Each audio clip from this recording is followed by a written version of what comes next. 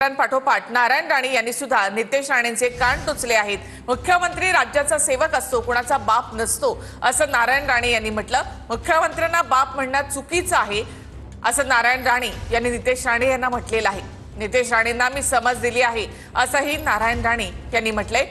मुख्यमंत्री देवेंद्र फडणवीस यांनी सुद्धा नितेश राणे यांना समज दिली होती।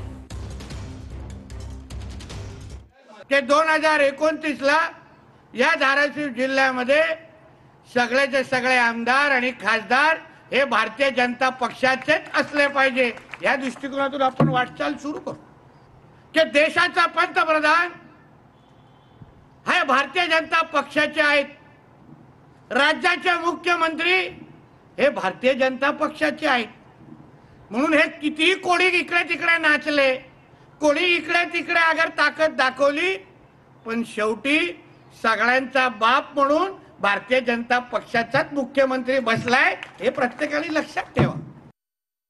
बाप म्हणणं चुकीचं आहे, मी त्याला याबद्दल बोललेलो आहे। कोणाचा शेवटी मुख्यमंत्री हा महाराष्ट्राच्या जनतेचा सेवक असतो, कोणाचा बाप नसतो। मी मुख्यमंत्री होतो तेव्हा लोकांना सांगायचं, मला साहेब बनवू नका, मी सेवक आहे महाराष्ट्र जनतेचा। ती समज मी नितेशला दिली। त्यामुळे वादाचा मुद्द्यावरून हा वाद सुरू झाला, नाही संपला।